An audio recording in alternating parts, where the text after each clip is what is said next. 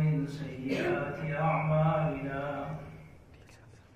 ونعوذ بالله من شرور أنفسنا ومن سيئات أعمالنا ونعوذ بالله من شرور أنفسنا ومن سيئات أعمالنا من يهده الله فلا مضل له ومن يضلله فلا هادي له ونشهد أن لا إله إلا الله وحده لا شريك له ونشهد أن سيدنا ومولانا ونبينا وحبيبنا وشفيعنا وسندنا محمدا عبده ورسوله صلى الله تعالى عليه وعلى آله وأصحابه وبارك وسلم تسليما كثيرا كثيرا أما بعد فأعوذ بالله من الشيطان الرجيم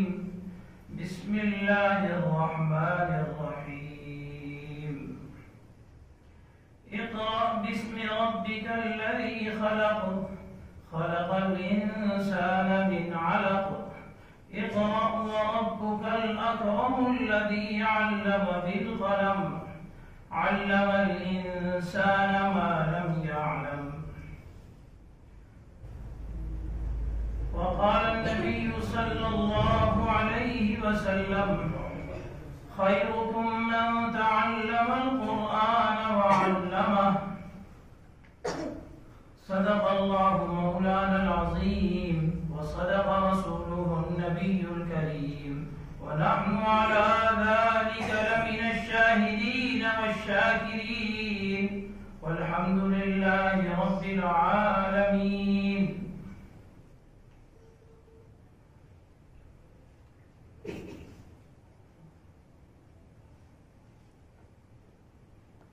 قابل صد احترام حضرت محتمم صاحب، حضرت مفتی صاحب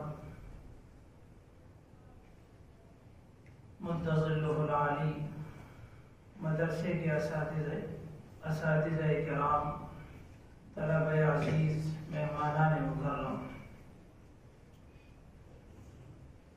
آپ اور ہم جس نسبت پر یہاں جمع ہوئے ہیں وہ عظیم الشان نسبت ہے. اس نسبت پر ہم اپنا جان و تن، مال و منال قربان کر دیں تب بھی اس نسبت کا حق ادا نہیں ہو سکتا. یہ ایسی نسبت ہے جس کسی چیز کو حاصل ہو جائے وہ کام کا بن جاتا ہے، وہ معزز بن جاتا ہے، وہ محترم بن جاتا ہے، وہ عزت والا بن جاتا ہے، اس کی دنیا بھی بن جاتی ہے اور آخرت بھی بن جاتی ہے. خاص اس نسبت کا تعلق صرف انسانوں سے نہیں ہے، اس نسبت کا تعلق صرف جانوروں سے نہیں ہے، اس نسبت کا تعلق صرف حیوانات و جمادات و نباتات سے نہیں ہے.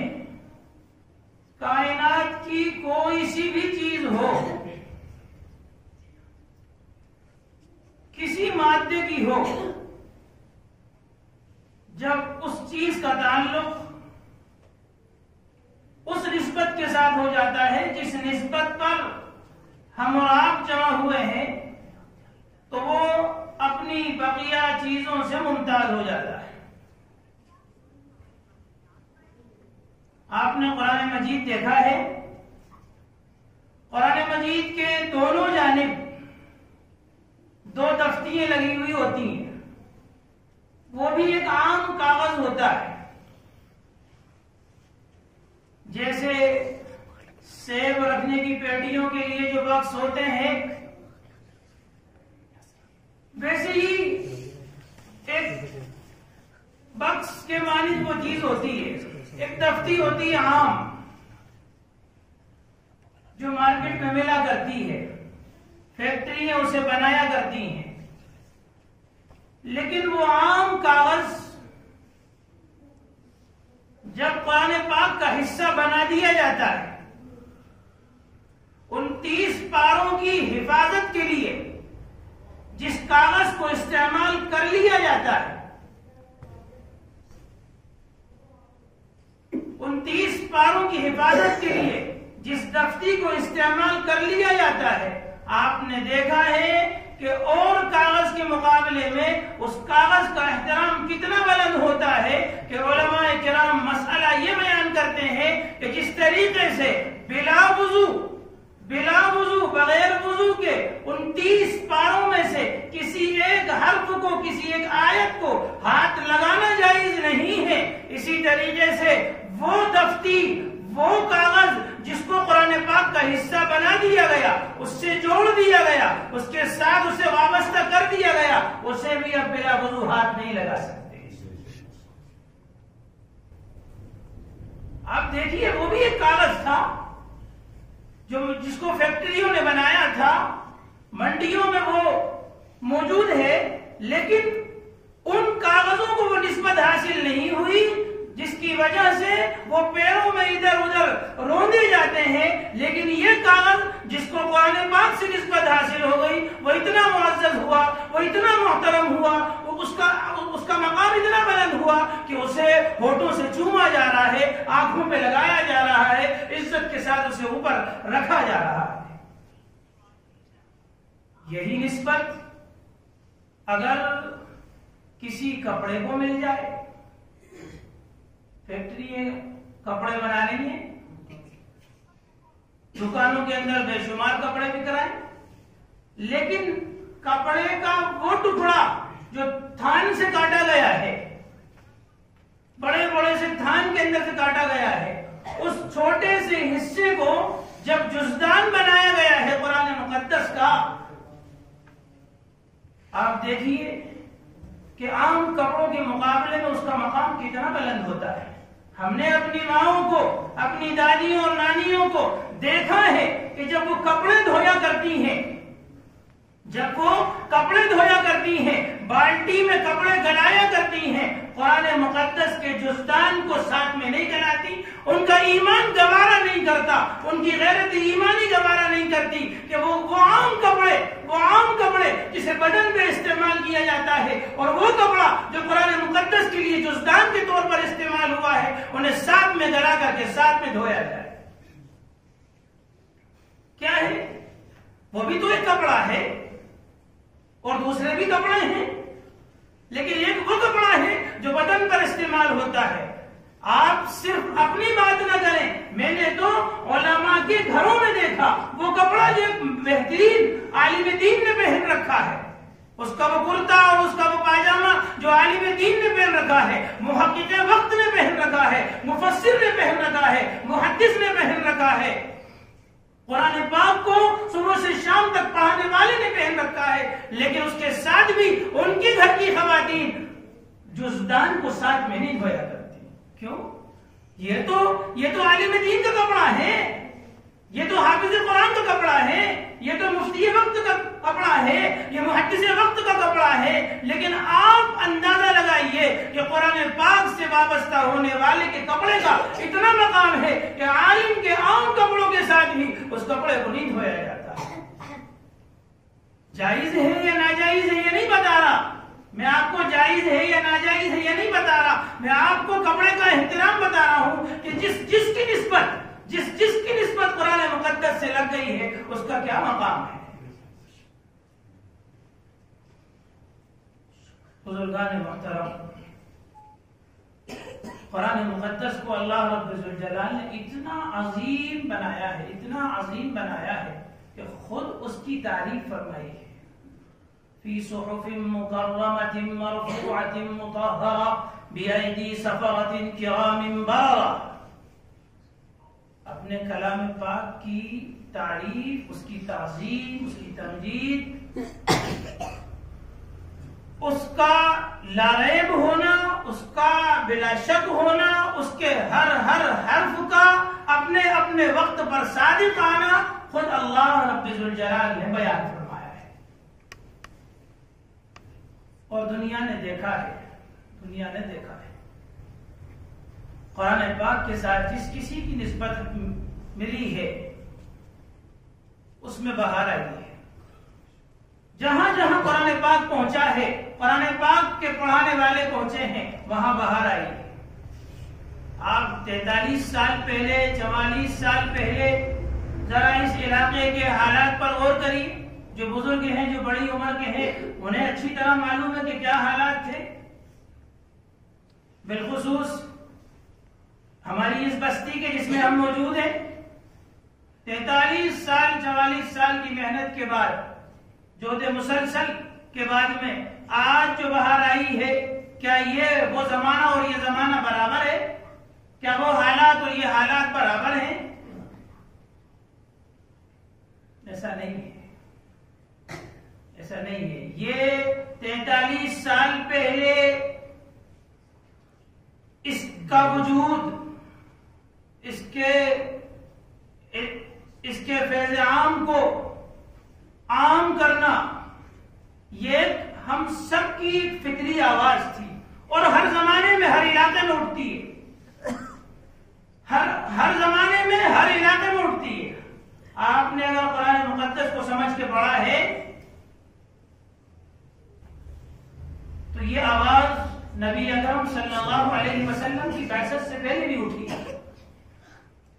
آپ صلی اللہ علیہ وسلم اس دنیا میں تشریف نہیں لائے، اس سے پہلے یہ آواز اٹھی اور سسکتی بلکتی انسانیت نے اپنے اندرون سے اس آواز کو اٹھایا.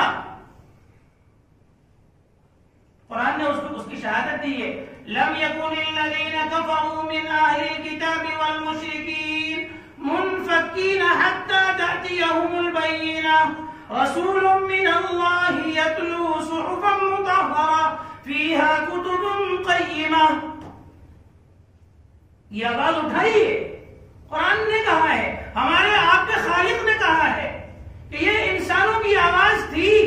اگرچہ اس زمانے میں سمجھانے والے موجود تھے، کچھ نہ کچھ بتانے والے موجود تھے، راہب موجود تھے، احبار موجود تھے.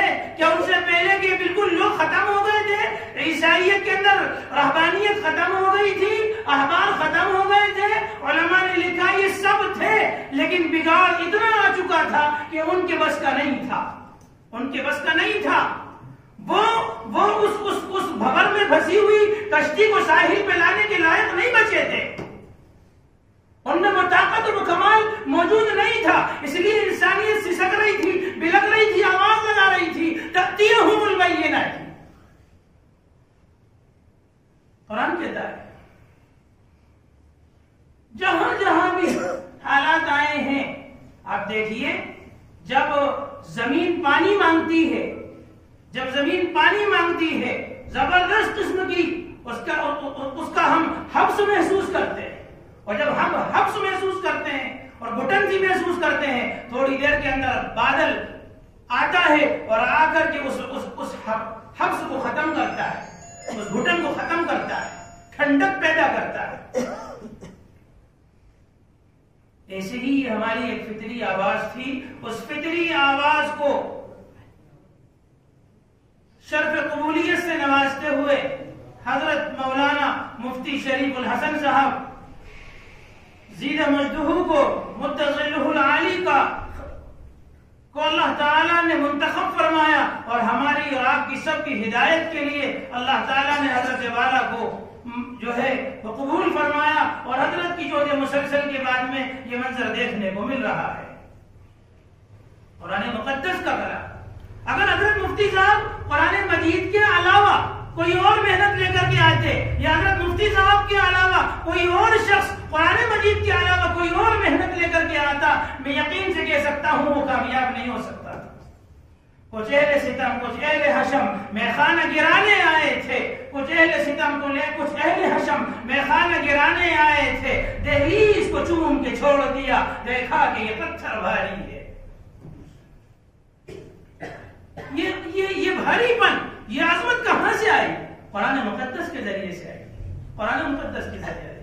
اور جب اللہ کسی کا انتخاب کرتا ہے، کسی علاقے کو سیراب کرنا چاہتا ہے، اس کا انتظام ایسی فرماتا ہے جیسے حضرت جبرائیل علیہ السلام کو بھیج کر نبی اکرم صلی اللہ علیہ وسلم پر اپنا کلام مقدس نازل فرما کر سیرا بھی فرمائی تھی۔ آپ دیکھیے کیا اس وقت حالات نہیں تھے جب قرآن مجید نازل نہیں ہوا تھا، اس وقت حالات نہیں تھے؟ کیا لوگ لوٹ مار سے پریشان نہیں تھے؟ کیا ڈاکہ زنی سے پریشان نہیں تھے؟ کیا چوری سے پریشان نہیں تھے؟ کیا دغا بازیوں سے پریشان نہیں تھے؟ کیا آپس کی لڑائیوں سے پریشان نہیں تھے؟ کیا بے سہارا اور بے کس و بے بس کی زندگی نہیں گزار رہے تھے؟ ایک دوسرے کے خون کے پیاسے نہیں تھے؟ آپ مکہ کے حالات کو پڑھیے، نبی اکرم صلی اللہ علیہ وسلم کی بعثت سے پہلے تمام قسم کے حالات موجود تھے، تمام قسم کے حالات موجود تھے۔ لوگ بے گھر تھے، کھانے کو انتظامات نہیں تھے۔ خود قرآن مجید نے کہا ہے لِإِلَافِ قُرَيْشٍ إِلَافِهِمْ رِحْلَةَ الشِّتَاءِ وَالصَّيْفِ، ایک سفر گرمی کا ہوتا تھا اور ایک سفر سردی کا ہوتا تھا۔ ایک بڑا قافلہ سردی میں نکلتا تھا اور ایک بڑا قافلہ گرمی کے لیے نکلتا تھا۔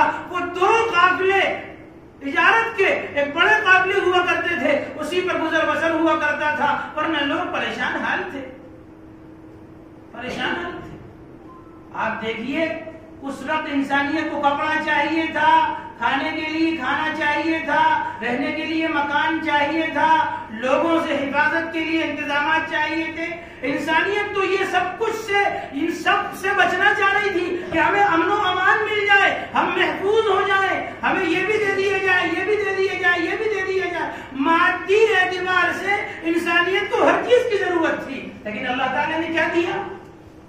اللہ تعالیٰ نے کیا نبی اکرم صلی اللہ علیہ وسلم پر سب سے پہلے کپڑے کی بشارت سنائی، سب سے پہلے کھانے کی بشارت سنائی، سب سے پہلے آپ کے اوپر مکانات نازل کرنے کی اور مکانات بنانے کی بشارتیں سنائی، کیا باغات دینے کی بشارت سنائی، کیا سنایا، کیا کہا؟ ان تمام مسائل کا حل، ان تمام الجھنوں کا حل صرف ایک چیز میں ہے، صرف ایک چیز میں ہے۔ باری تعالیٰ نے جس نبی پر آپ ایمان رکھتے ہیں، جس کی بنیاد پر آپ مسلمان ہیں، جس نبی پر ایمان کی بنیاد پر آپ مسلمان ہیں، اس نبی محترم کو سب سے پہلی اور سب سے جامع، سب سے قیمتی چیز جو دی گئی ہے وہ کیا ہے؟ وہ کیا ہے؟ وہ وہی ہے جو یہ طلبہ پڑھ رہے ہیں، یہ اساتذہ پڑھا رہے ہیں، جس کی نگرانی اور جس کا اہتمام حضرت مفتی صاحب فرما رہے ہیں، وہ وہی چیز ہے، وہ وہی چیز ہے۔ دیکھیے آپ، ایک عجیب سی بات میں بیٹھا ہوا تھا، دماغ میں آئی میرے واقعات، تو میں نے یہ واقعہ جو ہے نزول وحی کا کئی مرتبہ سنایا، لیکن اس مرتبہ بیٹھے بیٹھے اس مرتبہ یہ بات یاد آئی۔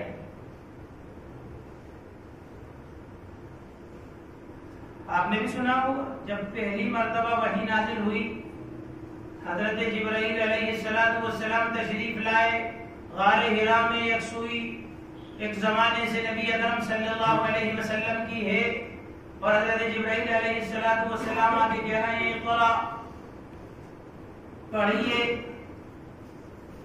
پھر فرما رہے ہیں اقرا، پڑھیے۔ آپ حضرت جبرائیل علیہ السلام کے اقرا کا جواب دے رہے ہیں ما انا بقاری، میں پڑھا ہوا نہیں۔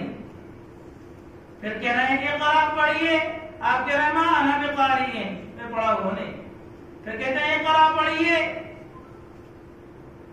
حضرت جبرائیل علیہ السلام کا جب تک خود کا قول، خود کا کہنا استعمال ہوتا رہا اقرا پڑھیے، اقرا پڑھیے، نبی اکرم صلی اللہ علیہ وسلم نے نہیں پڑھا، اور آپ نے یہ فرمایا ما انا بقاری، میں پڑھا ہوا نہیں ہوں۔ لیکن جیسے ہی وہ کلام جو جبرائیل کو دے کر وہ لفظ اقرا جو اللہ کا تھا، ایک لفظ اقرا ہے جبرائیل کا اور ایک لفظ اقرا ہے خود اس آیت کا حصہ، اقرا بسم ربک الذی خلق، اقرا بسم ربک الذی خلق۔ پہلے کے اقرا کے اندر اور اس آیت کے اقرا کے اندر یہ فرق ہے کہ پہلے کا اقرا جبرائیل کا ہے، اور یہ تیسری مرتبہ کا اقرا جو صلاحیت پیدا کرنا تھی جبرائیل کے اقرا کے ذریعے سے، جبرائیل کے اقرا کے ذریعے سے نبی اکرم صلی اللہ علیہ وسلم کے قلب اطہر میں وہ جب اقرا کہا جبرائیل نے کہ پڑھیے اقرا بسم ربک الذی خلق، پھر دیر نہیں لگی میرے آقا کو پڑھنے میں، پھر دیر نہیں لگی میرے آقا کو پڑھ لو. جب اللہ پڑھوانے آتا ہے، جب اللہ پڑھوانے پر آتا ہے تو پھر ایسے پڑھاتا ہے، ایسے پڑھاتا ہے.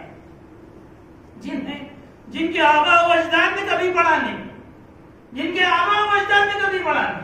قرآن کہتا ہے هو الذی بعث فی الامیین رسولا، یہ وہ رسول ہیں جن کو ہم نے ان پڑھوں میں برپا کیا ہے، ان پڑھوں میں مبعوث کیا تھا. یہ سب کے سب ان پڑھ تھے، جن کے آباء و اجداد نہ لکھنا جانتے تھے نہ پڑھنا جانتے تھے.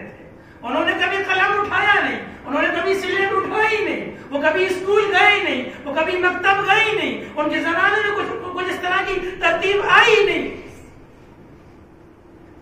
لیکن جب اللہ پڑھانے پر آتا ہے اور اللہ انتظامات کروانے پر آتا ہے اور اللہ جب پڑھوانے پر آتا ہے تو ایسے پڑھاتا ہے. ان امیوں کے اندر امام الانبیاء، افضل الانبیاء، تاجدار مدینہ محمد عربی صلی اللہ علیہ وسلم کو جب پڑھوانا ہوا تو جب تک اپنے اقرا سے ابتدا نہیں کروائی، اپنے رسول سے ابتدا نہیں کروائی.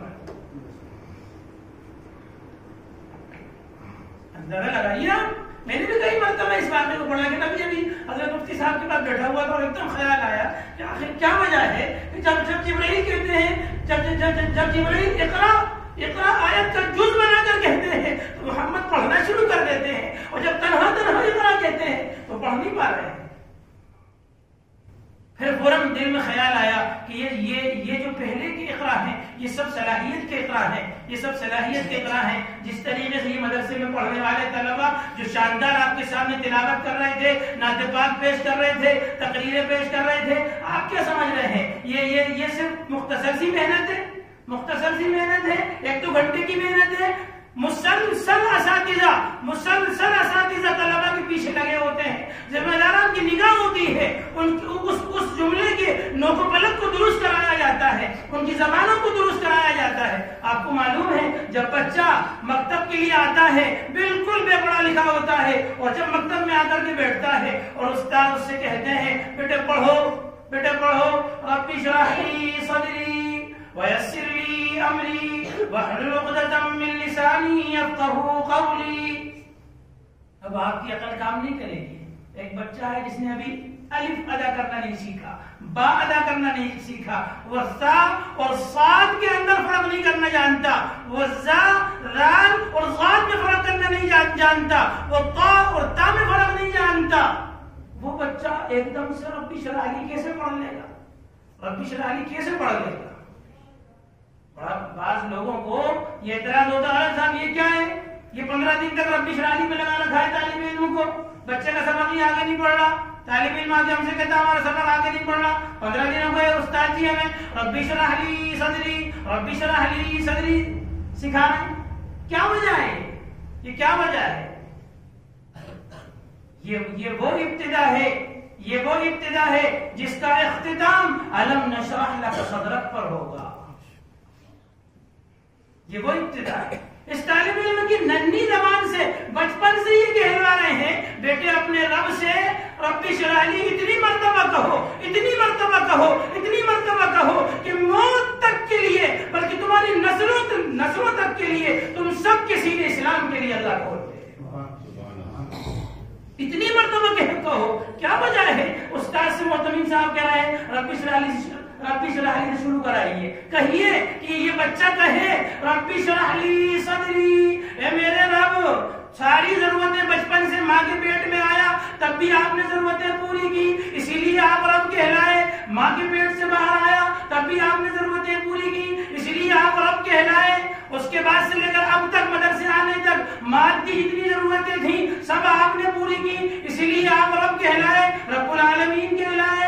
آج مجھے وہ ضرورت ہے، آج مجھے اس چیز کی ضرورت ہے جو آپ نے اپنے پیارے حبیب سرکار دو عالم صلی اللہ علیہ وسلم کے قلب اطہر پر نازل فرمائی تھی. اے اللہ مجھے آج اس علم کی ضرورت ہے، اے اللہ مجھے آج اس علم کی ضرورت ہے. اس لیے میں آپ کے سامنے ننھی زبان سے 14 مرتبہ 15 مرتبہ کہتا ہوں رب اشرح لی صدری. اے اللہ میرا سینہ اسلام کی لیے کھول دیجیے. موسیٰ علیہ السلام نے مانگی تھی نا یہ دعا، رب اشرح لی صدری ویسر لی امری، اور میرا معاملہ میرے لیے آسان فرما دیجیے، میرا معاملہ میرے لیے آسان۔ بس بتائیے آپ وہ بچہ، وہ حافظ قرآن، وہ عالم دین، وہ مفتی جو بچپن سے ہی اپنے پروردگار سے یہ دعا مانگ رہا ہو، رب اشرح لی صدری، اے اللہ میرا سینہ اسلام کے لیے کھول دی، اس کا سینہ اسلام کے لیے نہیں کھلے گا تو میں کس کا کھلے گا؟ کس کا کھلے گا؟ اس کے دل میں انوارات ربانی نہیں اتریں گے، رحمتیں نہیں اتریں گی، برکتیں نہیں اتریں گی، اس پر نزول قرآن ہی نہیں ہوگا تو کس پر ہوگا؟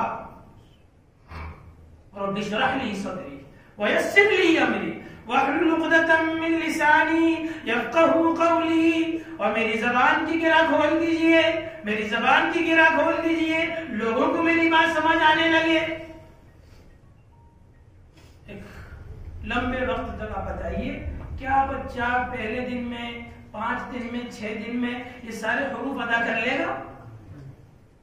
یہ اساتذہ محنت کرتے ہیں، پوچھیے ان سے کیا 5-6 دن میں یہ پوری دعا ادائیگی کے ساتھ ادا کر لے گا؟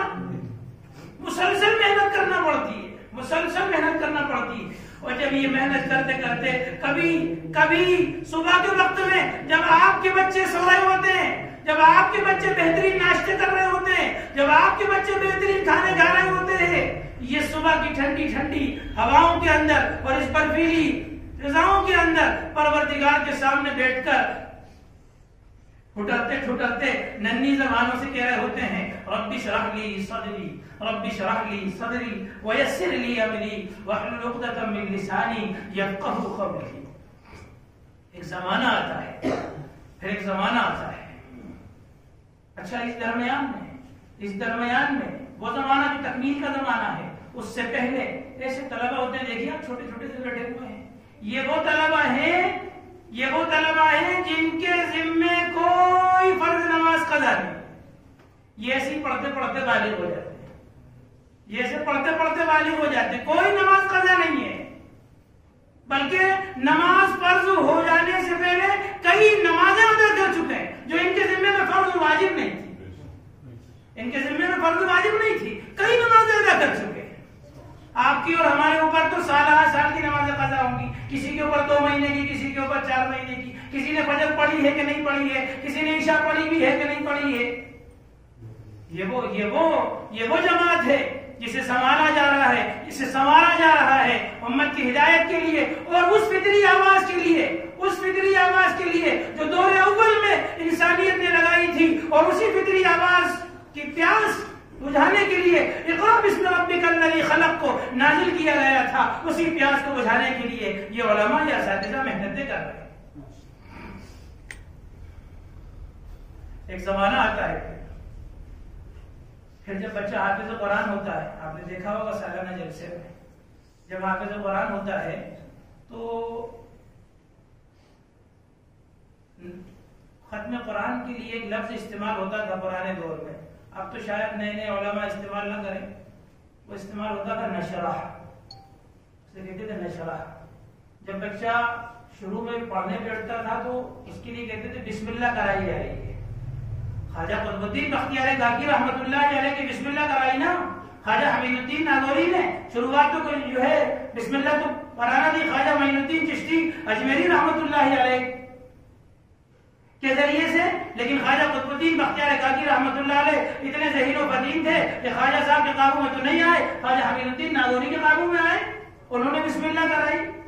4 سال 4 ماہ کا جب بچہ ہو جاتا ہے، علماء نے لکھا ہے اس کی بسم اللہ کرا دی جائے، اسے قرآن سے جوڑ دیا جائے، اسے دین سے جوڑ دیا جائے، اس لیے کہ آقا تو جہاں سرکار دو عالم صلی اللہ علیہ وسلم نے ارشاد فرمایا ہے جب بچہ 7 سال کا ہو جائے تو اسے نماز کا حکم کرو، جب بچہ 7 سال کا ہو جائے تو اسے نماز کا حکم کرو۔ اب اگر 7 سال میں 8 سال میں آپ مکتب میں اور مدرسے میں بھیجیں گے تو نماز کا حکم کیا کریں گے؟ وہ کیا جانے گا ثنا کو، وہ کیا جانے گا تعوذ کو، وہ کیا جانے گا تسمیہ کو، وہ کیا جانے گا سورہ فاتحہ کو، وہ کیا جانے گا دعائے قنوت کو، وہ کیا جانے گا تحیات و تشہد کو اور درود شریف کو اور دعائے معصورہ کو، کیا جانے گا؟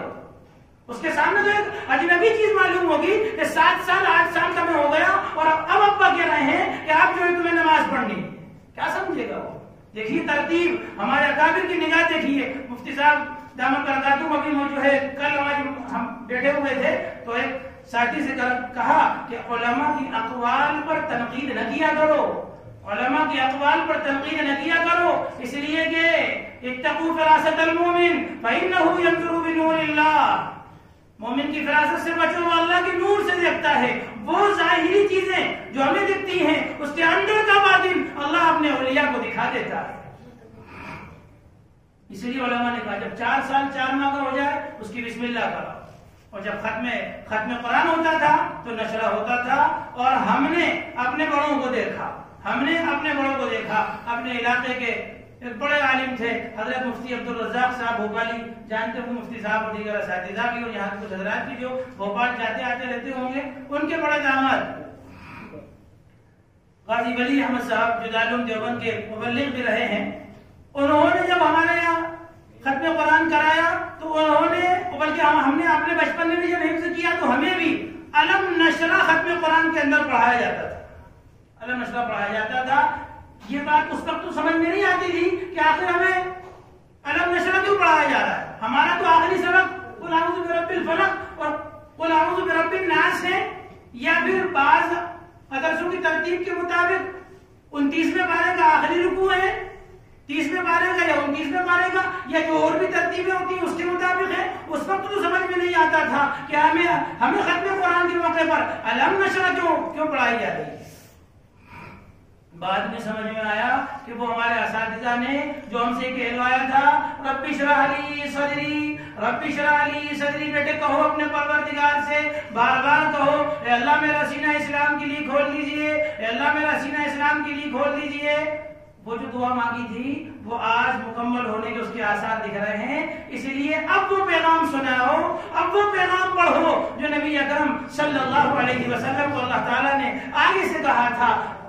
حضرت موسیٰ علیہ السلام نے تو مانگا تھا اے اللہ میرا سینہ کھول دیجئے، نبی اکرم صلی اللہ علیہ وسلم کو بن مانگے کہا تھا الم نشرح لک صدرک، کیا ہم نے آپ کے لیے آپ کا سینہ نہیں کھول دیا؟ کیا ہم نے آپ کے لیے آپ کا سینہ نہیں کھول دیا؟ یہ وہ جگہیں ہیں بزرگان محترم، یہ وہ جگہیں ہیں جہاں نبی اکرم صلی اللہ علیہ وسلم کی تعلیمات پر، آپ کی تربیت پر 100% محنت کرائی جاتی ہے. ہر انسان چاہتا ہے امن قائم ہو، ہر انسان چاہتا ہے خرابہ بند ہو، ہر انسان چاہتا ہے ہماری دنیاوی ضرورتیں بھی پوری ہوں اور ہماری آخری ضرورتیں بھی پوری ہوں. کسی کا عقیدہ اگر یہ بن جائے کہ ہماری دنیاوی اور آخری ضرورتیں اگر کوئی طاقت پوری کر سکتی ہے تو وہ قرآن مجید ہے، وہ قرآن مجید ہے. اس کے ذریعے سے دنیا کی ضرورتیں بھی پوری ہوں گی اور آخرت کی ضرورتیں بھی پوری ہوں گی. اسی لیے تو نبی اکرم صلی اللہ علیہ وسلم نے ارشاد فرمایا تھا تبرک بالقرآن، تبرک بالقرآن فإنه کلام اللہ وخرج منہ. فرمایا تھا آقا دو جہاں سرکار دو عالم صلی اللہ علیہ وسلم نے قرآن سے برکت حاصل کرو، قرآن سے برکت حاصل کرو، اس لیے کہ یہ اللہ کا کلام ہے اور اس کی ذات سے نکلا ہوا ہے. زمین بھی اللہ کا تبرک ہے، آسمان بھی اللہ کا تبرک ہے، لیکن ان تمام تبرکات کا تعلق اللہ کی ذات سے نہیں ہے، لیکن قرآن مجید کا تعلق اللہ کی ذات سے ہے. جب کوئی بندہ اللہ کا قرآن پڑھتا ہے، اللہ کا قرآن پڑھاتا ہے، اللہ کا قرآن سمجھتا ہے، اللہ کا قرآن سمجھاتا ہے، اللہ تعالیٰ اس کی آنکھوں کے اندر بصیرت اور بصارت دونوں پیدا فرما دیتے ہیں. حضرت مولانا قاری طیب صاحب رحمۃ اللہ علیہ، حضرت مفتی صاحب کے زمانے کے دارالعلوم دیوبند کے محتمم حضرت مولانا قاری طیب صاحب رحمۃ اللہ علیہ، انہوں نے فرمایا اپنے خطاب میں ایک موقع پر کہ کلام اللہ کا تعلق اللہ تعالیٰ کے اوصاف سے ہے، اللہ تعالیٰ کے افعال سے ہے، اللہ تعالیٰ کی ذات سے ہے. جب کسی شخص کا باطن قرآن مجید کو لینے کے قابل ہو جاتا ہے تو وہ اللہ رب ذوالجلال کو دیکھنے کے قابل بن جاتا ہے. اس کے بعد حضرت نے وہ آیت پڑھی، وہ حدیث پڑھی جو حدیث جبرائیل کہی جاتی ہے علماء کی اصطلاح میں. فرمایا ہر کسی کو تمنا ہے اور ہونا بھی چاہیے باری تعالیٰ کو دیکھنے کی, اللہ تعالیٰ کو دیکھنے کی. ہر کسی کی تمنا ہے, ہونا بھی چاہیے. وہ مومن ہی کیا, وہ مومن ہی کیا جو اللہ تعالیٰ کو دیکھنے کی تمنا نہ کرے. ہونا چاہیے. اور پھر فرمایا کہ یہ تمنا طبعی نہیں ہے, عقلی نہیں ہے, بلکہ شرعی ہے. شرعی ہے. آپ کو بھی بڑا عجیب لگ رہا ہوگا, یہ تمنا اللہ تعالیٰ کو دیکھنے کی شرعی ہے. شریعت اس کا تقاضا کرتی ہے کہ ہاں یہ تمنا ہونا چاہیے.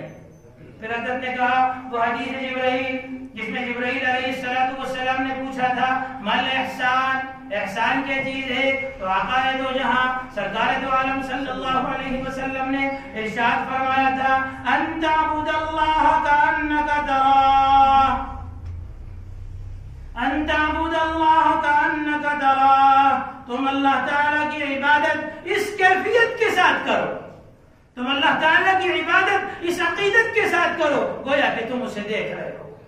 فَإِن لَمْ تَكُنْ تَرَاهُ فَإِنَّهُ يَرَاكَ. لیکن اگر تمہاری کیفیت نہ بن سکے تو پھر کم از کم یہ کیفیت بنا لو کہ اللہ تمہیں دیکھ رہا ہے, اللہ تمہیں دیکھ رہا ہے. حضرت والا نے یہ حدیث پاک کا ٹکڑا پڑھنے کے بعد اور اس کی تشریح کرنے کے بعد فرمایا کہ جس طریقے سے کوئی بندہ کسی بڑے آدمی سے ملنے جاتا ہے, جیسے ہم لوگ آئے, تو ملنے کا مطلب یہ نہیں ہوتا ہے کہ میں ملنے آیا ہوں تو صرف اتنا ہی فاصلہ رکھوں, وہ باتیں کر کے اور میں چلا جاؤں, بلکہ میرا تقاضا, میرا دلی تقاضا یہ ہوتا ہے جس معزز سے ملنے جاتے ہیں, جس محترم سے ملنے جاتے ہیں, کہ اس کے پاس اور قریب ہو کر کے بیٹھیں, اور قریب ہو کر کے بیٹھیں, اور قریب ہو کر کے بیٹھیں, کچھ مصافحہ ہو جائے, کچھ باتیں ہو جائیں, اور اللہ کرے وہ اپنے سینے سے لگا لیں. یہ ہر کسی کی تمنا ہوتی ہے معانقہ کرنے کی. دیکھا ہوگا, اور آپ کے یہاں رواج ہو نہ ہو میں نے تو نہیں دیکھا, لیکن حضرت مفتی صاحب نے تو اس بات کا ثبوت دیا کہ یہ علماء کا طرز ہے یا کافر کا طرز ہے کہ اپنی نسبت فیضانی منتقل کیا کرتے ہیں. بندہ چاہتا ہے کسی نے ملے تو معانقہ ہو جائے. حضرت مدنی رحمت اللہ علیہ کا زمانہ تھا, بڑی بھیڑ بھاڑ, ایک دیہاتی آدمی آیا مصافحہ کرنے کے لیے, نہیں ہو سکی اس کی ملاقات, اور مصافحہ نہیں ہو سکا تو اس نے جوش میں آ کے کہا کہ تو کیا سمجھے, تو ہی مدنی ہے کیا؟ تیرا تو دامن بھی مدنی ہے, تیرا تو کرتا بھی مدنی ہے. یہ ایک عشق کی بات ہے, یہ محبت کی بات ہے. بندہ چاہتا ہے کہ جب کسی نے ملنے جائے تو اتنا قریب ہو کر کے ملے کہ اس کا سینہ میرے سینے سے مل جائے, اس کی دل کی کیفیتیں مجھے مل جائے. ایسے ہی جب بندہ اللہ تعالیٰ کا کلام پڑھتا ہے اور پڑھتا جاتا ہے, دیکھیے اب یہ نام مدرسے کا نام ذہن میں رکھیے گا, میں قرآن مجید پہ بات کر رہا ہوں, اور اس مدرسے کی نسبت قرآن مجید سے. کیا نام ہے؟ فیض القرآن. فیض القرآن. لوگ ناموں پہ مر مٹتے ہیں, آپ کے رب کا, آپ کے رب کے نام کے, آپ کے رب کے کلام کے نام کے ساتھ اس ادارے کو منسوخ کیا گیا ہے. آپ کو تو مر مٹ جانا چاہیے اس ادارے پر. فیض القرآن, فیض القرآن. اور آپ دیکھ رہے ہیں اس کی محنتوں کو آپ دیکھ رہے ہیں.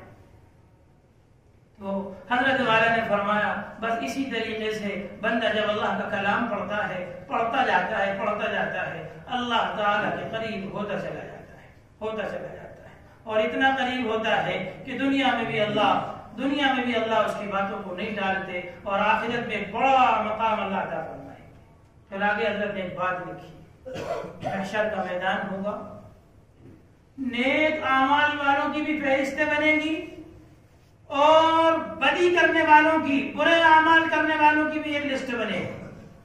پھر نیکی کرنے والے جو ہیں ان میں مختلف قسم کے لوگ ہیں.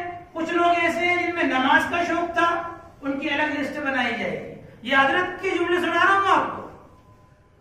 پھر ان میں کچھ وہ ہوں گے جن میں نماز کو, اس کا روزے کا شوق تھا, اس کی الگ جماعت بنا دی جائے گی. کسی میں صدقہ کرنے کا شوق تھا, ان کی جماعتیں الگ بنا دی جائیں گی. حج کرنے کا شوق تھا, عمرہ کرنے کا شوق تھا, ان کی جماعتیں الگ بنا دی جائیں گی. قرآن پاک کے ساتھ وابستگی والہانہ قسم کی تھی, ان کی جماعت الگ بنا دی جائے گی. اہل مصیبت تھے، جنہوں نے صبر کیا مصیبتوں پر، پریشانی آئی، ان کی جماعت الگ بنا دی جائے گی۔ نابینا جو لوگ تھے، جن کو دنیا میں اللہ نے کچھ دیکھنے ہی نہیں دیا، نابینا پیدا کیا، کل قیامت میں اللہ انہیں بینائی عطا کرے گا۔ میں نے تمہاری دنیا میں بینائی چھین لی تھی، اب میں تمہیں بینائی عطا کرتا ہوں۔ اور حضرت شعیب علیہ السلام کے ساتھ ایک بہترین عالم ہوگا حضرت کے ہاتھ میں، اور اس کے ساتھ اس جماعت کو روانہ کیا جائے گا۔ یہ جماعتیں بنیں گی۔ ادھر جو زانی قسم کے لوگ تھے ان کی الگ جماعت بنے گی، جو چور تھے ان کی جماعت الگ بنے گی، جو حاسد تھے ان کی جماعت الگ بنے گی، جو دغاباز تھے ان کی جماعتیں الگ بنے گی، جو لوگوں کی جائیدادیں غصب کر جاتے تھے ان کی جماعتیں الگ بنے گی۔ یہ ساری جماعتیں الگ بنے گی۔ اب ادھر نیک اعمال کرنے والوں کی جماعتوں کو دھیرے دھیرے جنت میں داخلے کی اجازت ملتی چلی جائے گی۔ نماز والے چلے جائیں، روزے والے چلے جائیں، حج والے چلے جائیں، اہل مصیبت چلے جائیں، نابینا چلے جائیں۔ اب یہ علماء ہیں، یہ بیٹھے ہوئے دیکھ رہے ہیں کہ یہ نابینا لوگ جن کو ہم نے قرآن سکھایا، ہم نے ان کا عقیدہ درست کرایا، ہم نے انہیں سمجھایا، ہمیں تو پہنچایا نہیں جا رہا، انہیں پہنچایا جا رہا ہے۔ یہ مصیبت پر صبر کرنے والے، ان کو ہم نے اللہ کا قرآن سنایا، اللہ کے فرمان سنائے، اللہ کے وعدے سنائے، یہ انہوں نے ہمارے سننے کی بنیاد پر صبر کیا اور اللہ کے وعدوں پہ یقین رکھا، یہ پہلے چلے جا رہے ہیں، ہمارا کیا ہوگا؟ یہ آواز آئے گی۔ حضرت کا ایک طبیعی آواز، حضرت قاری صاحب رحمۃ اللہ کا ایک انداز تھا، حضرت نے دوران بیان یوں فرمایا، ان علماء کو کہنے دو تم چلو، یہ حضرت کا جملہ، ان علماء کو کہنے دو تم چلو، انہیں اہل مصیبت سے کہا تم چلو۔ جب سب چلے گئے، اہل مصیبت چلے گئے، نابینا چلے گئے، نماز والے چلے گئے، قرآن والے چلے گئے، روزے والے چلے گئے، حج والے چلے گئے، امر بالمعروف والے چلے گئے، نہی عن المنکر والے چلے گئے، صدقہ خیرات والے چلے گئے، یہ علماء بچے۔ اب ان کو کھڑا کیا، اب تم کھڑے ہو جاؤ، تمہیں بعد میں دنیا میں بھی ہم نے بعد میں رکھا اور آخرت میں بھی بعد میں اس لیے رکھا، ان کے لیے تو فیصلہ جنت تو ہو گیا، یہ جو کھڑے ہوئے لائن لگائے ہوئے ان کی سفارش کون کرے گا؟ تمہاری سفارش کی بنیاد بھی تو میں ان کو جنت میں پہنچاؤں گا، ان کی سفارش کون کرے گا؟ بزرگان محترم، یہ مقام ہے علماء کا، یہ مقام ہے طلباء کا، یہ مقام ہے اہل مدارس کا، یہ مقام ہے ائمہ مساجد کا، یہ مقام ہے اہل اللہ کا۔ اللہ تعالیٰ ان کو وہاں بھی شفیع بنائے گا۔ ابھی بچے نے جب سورہ فاتحہ پڑھ رہا تھا تو مجھے ایک بات یاد آ گئی، مالک یوم الدین پر اللہ تعالیٰ نے جو لفظ استعمال فرمایا، مالک یوم الدین، روز جزا کا بادشاہ، روز جزا کا مالک، وہ جیسا چاہے کر سکتا ہے، اس کے سامنے کوئی زبان نہیں ہلا سکتا۔ وہاں پر بھی اگر کوئی زبان ہلائے گا تو بتائیے، کوئی امیر آدمی ہلائے گا، کوئی جاگیردار ہلائے گا، کوئی زمیندار ہلائے گا، کوئی بہت بڑی پوسٹ والا ہلائے گا؟ کون ہلائے گا؟ کسے سفارشی بنا رہے ہیں؟ کس کے بارے میں یہ کہہ رہے ہیں؟ یہ جو کہہ دے گا اسے بخش دوں گا۔ حضرت مولانا ابرار الحق صاحب ہردوئی نور اللہ مرقدہ وبرد اللہ مضجعہ فرمایا کرتے تھے، حافظ قرآن تو خود جنت میں جائے گا ہی، لیکن اللہ تعالیٰ اس حافظ قرآن کے ساتھ 10 پاسپورٹ اور دیں گے، جس کسی کو تو دینا چاہے دے دے اور جنت میں لے جا۔ فرمایا کرتے تھے بہت مجد میں آگے 10 پاسپورٹ اللہ ہر حافظ قرآن کو دیں گے، اور یہ نہیں اللہ دے کریں گے، اللہ تعالیٰ اسے اجازت دیں گے اپنے خاندان کے جن افراد کے اوپر تو انگلی رکھ دے گا، میری کبریائی یہ قسم، اسے جنت میں داخل کر دے گا۔ سوچیے تو صحیح آپ، اس قرآن کا کیا مقام ہے، اس نام کا کیا مقام ہے۔ سارے لوگ پریشان ہیں، لیکن اللہ تعالیٰ وہاں مالک یوم الدین کہہ کر کے بھی اس جماعت کو اجازت دے رہے ہیں، اور اجازت بھی بلا قید کے، اجازت بھی بلا شرط کے۔ سوچیے کیا ہمیں ان حضرات کا تعاون نہیں کرنا چاہیے؟ ان کا دام جرم قدم سخن تعاون نہیں کرنا چاہیے، ان کی شانہ بشانہ نہیں چلنا چاہیے. محبت کی نگاہ سے دیکھیے، اللہ تعالیٰ نسلوں میں علم جاری فرما دے.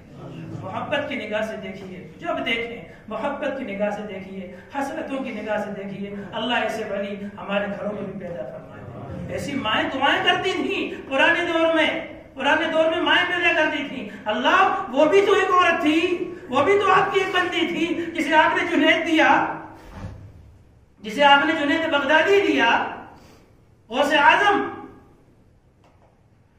جیسی شخصیت آپ نے عطا فرمائی. وہ بھی تو ایک مائی تھی جسے آپ نے معین الدین چشتی اجمیری رحمت اللہ علیہ دیا.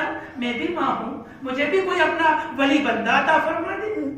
یہ دعائیں کرتے تھے بزرگان محترم. یہ دعائیں کریے اور ان علماء کو، ان اکابر کو، ان اللہ والوں کو محبت کی نگاہ سے دیکھیے. آپ کا ان کو محبت کی نگاہ سے دیکھنا آپ کی دنیا بھی بدل دے گا اور اپنی آپ کی آخرت بھی بدل دے گا.